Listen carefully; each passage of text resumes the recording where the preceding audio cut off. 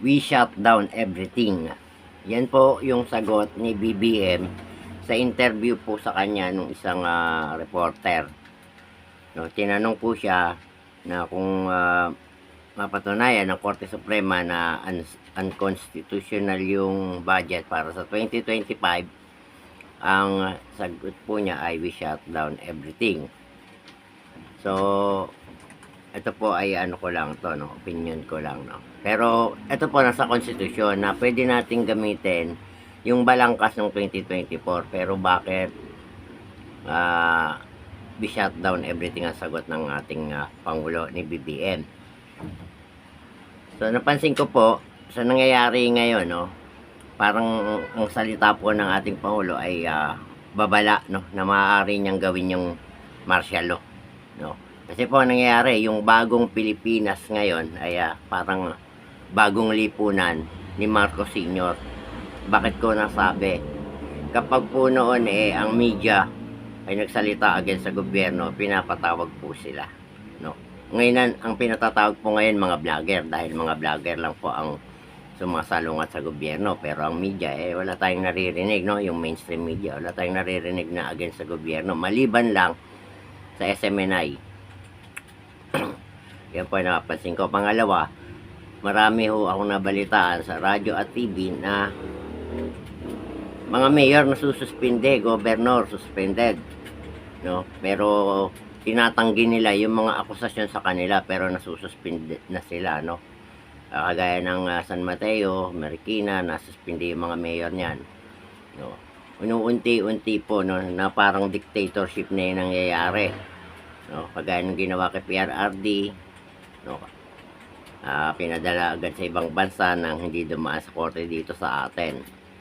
Ang inaano nila, ang sinasabi ng mga nila Torre ni Remulla na nasa Rome Statute yon, pero nilalaktawan nila yung section 59, no, hindi raw kasali yon. Well, pwede ba namang ganun yon? So kapag po tayo ay nagkamali sa pagboto natin ngayong Mayo, maaaring maideklara yung martial law. So yun po yung shutdown everything, dahil kapag nagkaroon ng martial law ay walang Kongreso, walang Supreme Court, batas militar lang po, no. Ibig sabihin sila po ang magiging batas sa lahat. Ang commander-in-chief po ay ang presidente. Alam naman po na magagaling sa ano yan, sa batas.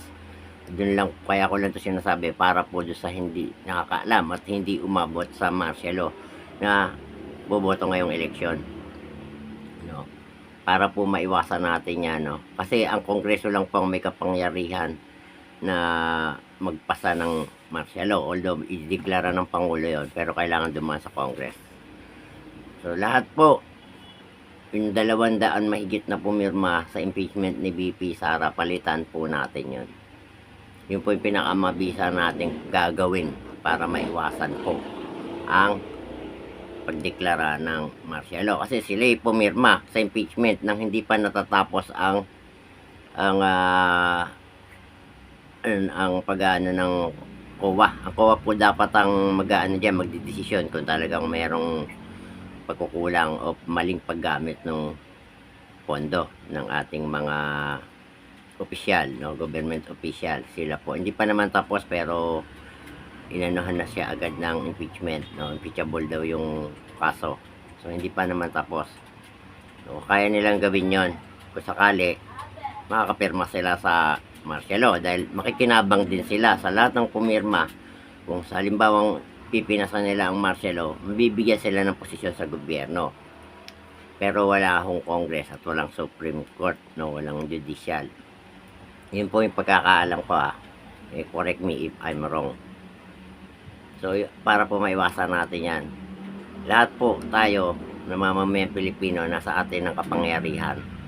Pagdating ng Mayo 12, tanda po natin, i-strike nyo yung PDP, no, dagdag nyo na rin itong yung mga alam nating matino sa Senate, sa Congress, palitan natin yung 200.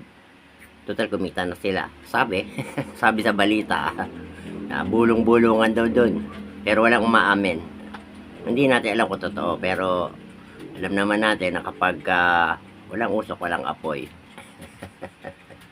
Pangalawa, kung ang Pangulo po kasi ay pwedeng ma-impeach, may immunity po ang Pangulo sa mga kaso, criminal case, maliban na sa impeachment. Bakit siya pwedeng i-impeach?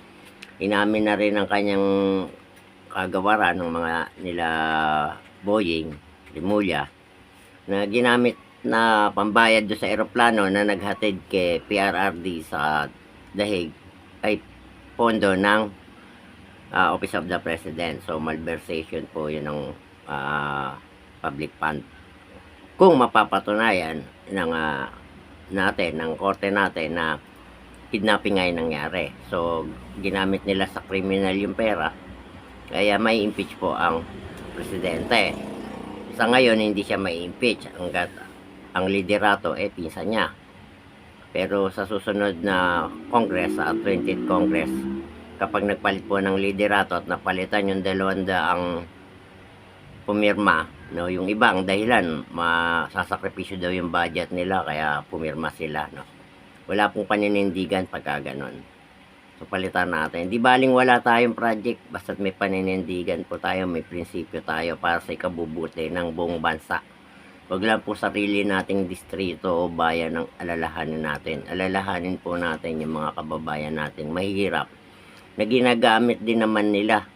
Sasabihin, bibigyan ng ayuda. Pero saan galing ang pinambibigay nila? Sa middle class.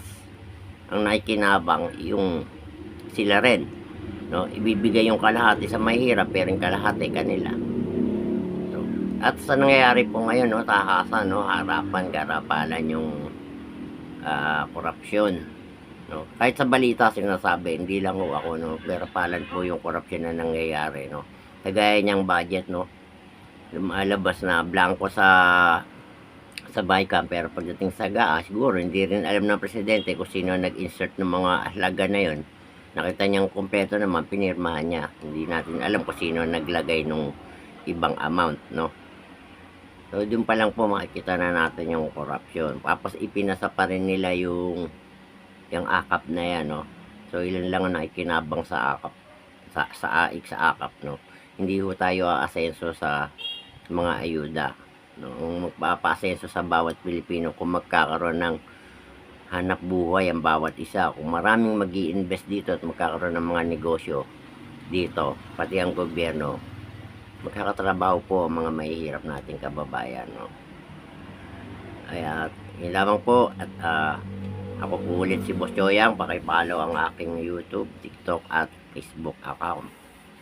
Ako po ay nagbigay lang ng opinion, hindi po ako nagbabalita, Kasi yung mga sinabi ko rin, galing din naman sa balita dahil nakikinig po ako ng radyo at wala po akong paningin. Yun lamang po. Maraming salamat at happy Monday sa inyong lahat.